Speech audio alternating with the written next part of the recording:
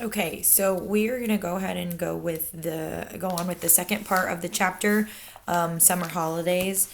We just got finished with the part where the manager offered a compromise and said, how about he can keep them as long as he never lets them out of their cage? And Grandma says, that will suit us very well. And she stood up and marched out of the room with me behind her. There is no way you can train mice inside a cage, yet I dared not let them out because the chambermaid was spying on me all the time. She had a key to my door and she kept bursting in at all hours trying to catch me with the mice out of the cage. She told me that the first mouse to break the rules would be drowned in a bucket of water by the hall porter. I decided to seek a safer place where I could carry on with the training. There must surely be an empty room in this enormous hotel. I put one mouse into each trouser pocket and wandered downstairs in search of a secret spot. The ground floor of the hotel was a maze of public rooms, all of them named in gold letters on the doors. I wandered through the lounge, and the smoking room, and the card room, and the reading room, and the drawing room. None of them was empty. I went down a long, wide corridor, and at the end of it, I came to the ballroom. There were double doors leading into it, and in front of the doors, there was a large notice on the stand. The notice on the board said, RSPCC meeting. Strictly private, this room is reserved for the annual meeting of the Royal Society for the Prevention of Cruelty to Children. The double doors into the room were open. I peeped in. It was a colossal room. There were rows and rows of chairs, all facing the platform. The chairs were painted gold and they had little red cushions on the seat. But there was not a soul in sight. I sidled cautiously into the room. What a lovely, secret, silent place it was. The meeting of the Royal Society for the Prevention of Cruelty to Children must have taken place earlier in the day. And now they had all gone home. Even if they hadn't, even if they did suddenly come pouring in, they would be wonderful, kind people who would rather look with favor upon a young mouse trainer going about his business. At the back of the room, there were a large folding screen with Chinese dragons painted on it. I decided, just to be on the safe side, to go behind this screen and do my training there. I wasn't a bit frightened by the prevention of cruelty to children people, but there was always a chance that Mr. Stringer, the manager, might pop his head around the door, and if he did, if he saw the mice, the poor things, would be in the hall porter's bucket of water before I could shout stop. I tiptoed to the back of the room and settled myself on the thick green carpet behind the big screen. What a splendid place this was! Ideal for mouse training. I took William and Mary out of my trouser pockets. They sat beside me on the carpet, quiet and well behaved. The trick I was going to teach them today was tightrope walking. It was not all that difficult to train an intelligent mouse to be an expert tightrope walker, provided you know exactly how to go about it. First, you must have a piece of string. I had that. Then you must have some good cake. A fine currant cake is the favorite food of the white mice. They are dotty about it. I had brought with me a rock cake which I had pocketed while having tea with Grandmama the day before.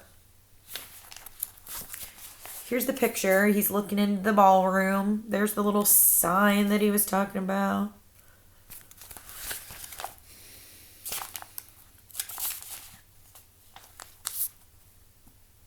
Now here's what you do. You stretch the string tight between your two hands, but you start by keeping it very short, only about 3 inches. You put the mouse on your right hand and a little piece of cake on your left hand. The mouse is therefore only 3 inches away from the cake. He can see it and he can smell it. His whiskers twitch with excitement. He can almost reach the cake by leaning forward, but not quite. He only has to take 2 steps along the string to reach this tasty morsel. He ventures forward, one pull on the string, then the other. If the mouse has a good sense of balance, and most of them have, he will easily get across it. I started with William. He walked the string without a moment's hesitation. I let him have a quick nibble of the cake just to whet his appetite. Then I put him back on my right hand. This time I lengthened the string. I made it about 6 inches long. William knew what to do now. With superb balance, he walked step by step along the string until he reached the cake. He was rewarded with another nibble. Quite soon, William was walking a 24-inch tightrope, or rather a tight string, from one hand to the other to reach the cake. It was wonderful to watch him. He was enjoying himself tremendously. I was careful to hold the string near the carpet so that if he did lose his balance, he wouldn't have to far to fall. But he never fell. William was obviously a natural acrobat, a great tightrope walking mouse. There he is.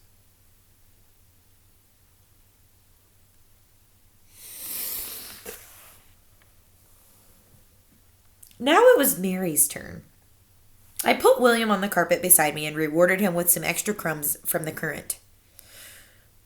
When I started going through the same routine all over again with Mary, my blinding ambition, you see, my dream of dreams was to become one day the owner of a white mouse circus. I would have a small stage with red curtains in front of it, and when the curtains were drawn apart, the audience would see my world-famous performing mice walking on tightropes, swinging from trapezes, turning somersaults in the air, bouncing on trampolines, and all the rest of it. I would have white mice riding on white rats, and the rats would be galloping furiously around and around the stage. I was beginning to picture myself traveling first class all over the globe with my famous white mouse circus and performing all the crowded heads in Europe.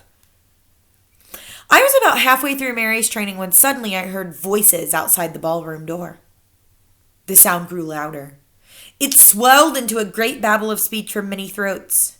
I recognized the voice of the awful hotel manager, Mr. Stringer. Help, I thought. But thank heavens for that huge screen. I crouched behind it and peered through the crack between two of the folding sections. I could see the entire length and width of the ballroom without anyone seeing me. Well, ladies, I'm sure you'll be quite comfortable in here, Mr. Stringer's voice was saying. Then, in through the double doors, he marched, black tailcoat and all, spreading his arms wide as he ushered in a great flock of ladies. If there is anything I can do for you, do not hesitate to let me know, he went on. Tea will be served for all of you on the Sunshine Terrace after you have concluded your meeting. With that, he bowed and scraped himself out of the room as a vast herd of ladies from the Royal Society of the Prevention of Cruelty to Children came streaming in. They wore pretty clothes, and all of them had hats on their head. That is the end of our chapter. And this isn't one of the questions, but it's something that I want you to be thinking about because we try to make predictions as good readers about what do you think is going to be happening in this meeting. I have a feeling that maybe this group, our narrator will soon find out that it might not actually be the Royal Society for the Prevention of Cruelty to Children. I've got a sneaky suspicion that something tricky is going on here. So I want you to think about that. You don't need to write anything down. You don't need to have any answers for that. I'm going to tell you the questions now. So if you want to write them down, feel free to do that. And then lots of you have been submitting and getting at least 2 bonus points, and that's awesome. That's really going to help your reading grades boost up there. And here are your questions. Okay, so number 1. Why are grandmother and our narrator unable to travel to Norway? What's stopping them from traveling to Norway? And make sure you're writing these in complete sentences because I can't give you credit for poor 3rd grade work. You have to do good 3rd grade work to earn the bonus. Number 2, why must the narrator hide while he trains his mice? Why is he hiding?